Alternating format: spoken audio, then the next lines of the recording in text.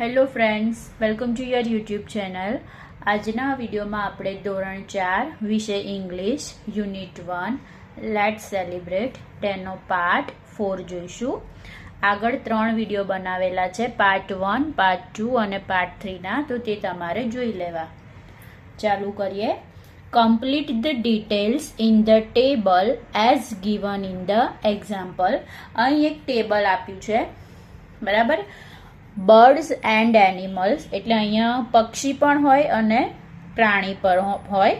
હવે આપણે કહેવાનું છે કે એને વિંગ્સ એટલે પાંખો હોય તો યસ લખવાનું, ના હોય તો નો લખવાનું. ટેલ એટલે પૂંછડી, લેગ્સ એટલે પગ. હોય તો યસ લખવાનું, ના હોય તો નો લખવાનું. એક એક્ઝામ્પલ આપ્યું છે અ મંકી એટલે વાંદરો. વાંદરાને વિંગ્સ એટલે પાંખો હોય તો નો. ટેલ એટલે પૂંછડી હોય, યસ. લેગ્સ એટલે પગ હોય, યસ. એવી રીતે એન એલિફન્ટ હાથીને વિંગ્સ હોય, નો. ટેલ હોય, યસ. લેગ્સ હોય, યસ. સ્પેરો ચકલીને વિંગ્સ હોય, યસ. ટેલ એટલે પૂંછડી હોય, ના, પૂંછડી ના હોય. લેગ્સ હોય, યસ. ડોગ એટલે કૂતરો, wings no. Tail yes. Legs yes. એવી રીતે અક્રો એટલે કાગડાને વિંગ્સ હોય, યસ. ટેલ નો.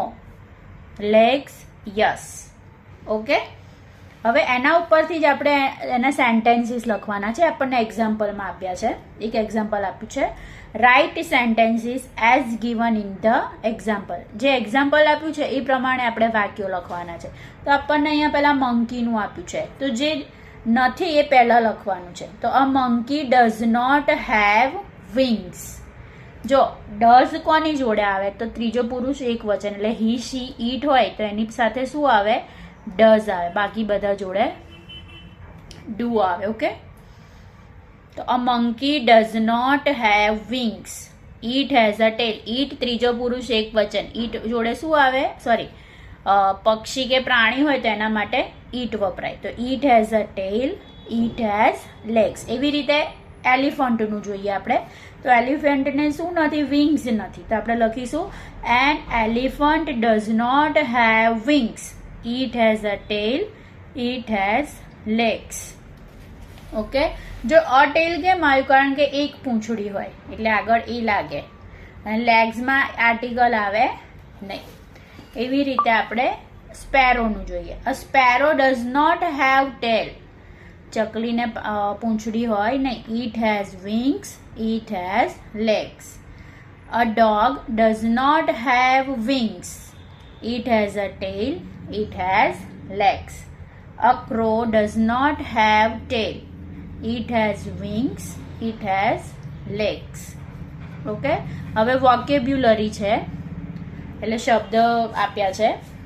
તો અહીંયા આપણે ચિત્ર આપ્યા છે. આપણે આઈડેન્ટિફાઈ ધ પિક્ચર્સ એટલે ઓળખવાનું છે. આઈડેન્ટિફાઈ એટલે ઓળખવું.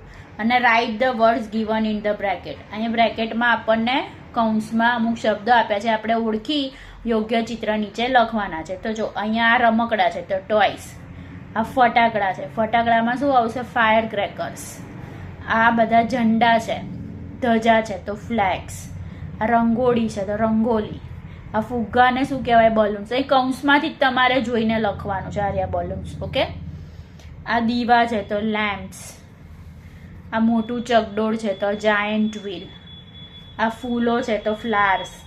આ પક્ષી છે તો બર્ડ્સ. ઓકે.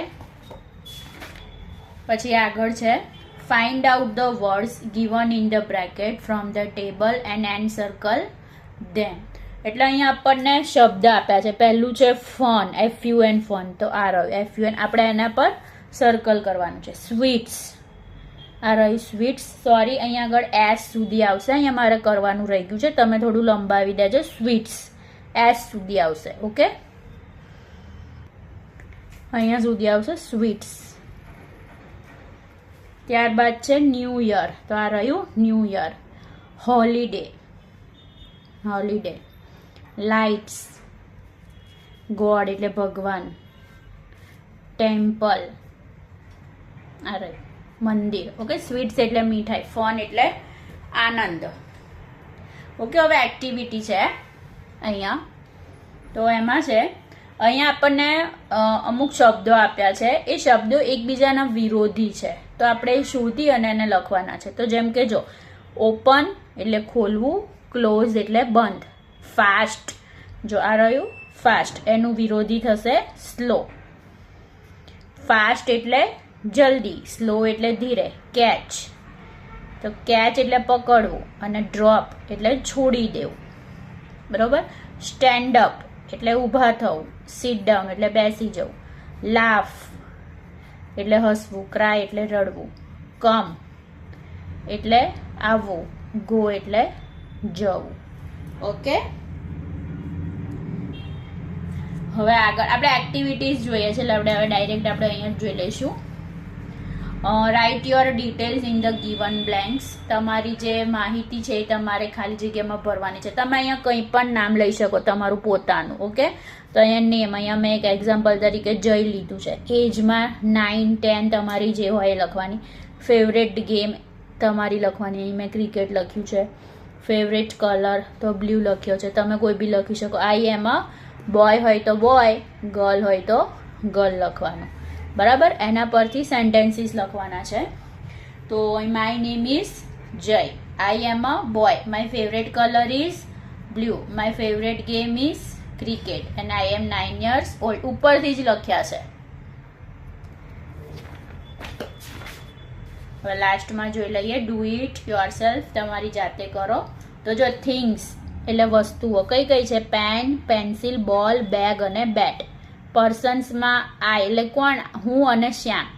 તો જો મારી જોડે સાચું એટલે છે, ખોટું એટલે નથી. પેન છે, બોલ છે, બેગ છે, પેન્સિલ અને બેટ નથી. શ્યામ પાસે પેન નથી, પેન્સિલ છે, બોલ છે, બેગ નથી, બેટ નથી.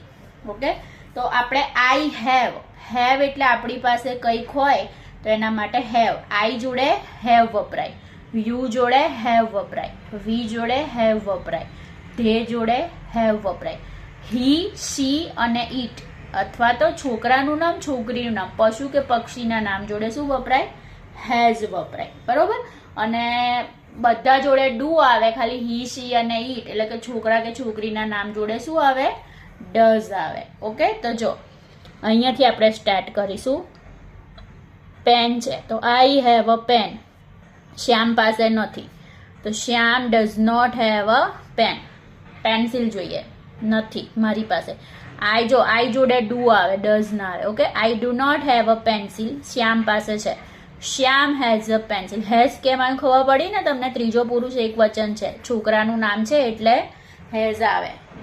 પછી બોલ જોઈએ, બોલ બંને પાસે છે તો આઈ હેવ અ બોલ, શ્યામ હેઝ અ બોલ, બરાબર. બેગ તો આઈ હેવ અ બેગ, શ્યામ પાસે નથી તો Shyam does not have a bag. Okay, bat જોઈએ, બેટ બંને પાસે નથી તો I do not have a bat, Shyam does not have a bat. Okay વિદ્યાર્થી મિત્રો, તો આ પહેલું ચેપ્ટર કમ્પ્લીટ થઈ ગયું. જો તમને મારો વિડીયો પસંદ આવ્યો હોય તો ચેનલને સબસ્ક્રાઇબ કરજો અને તમારા મિત્રો સાથે શેર કરજો. Okay, thank you.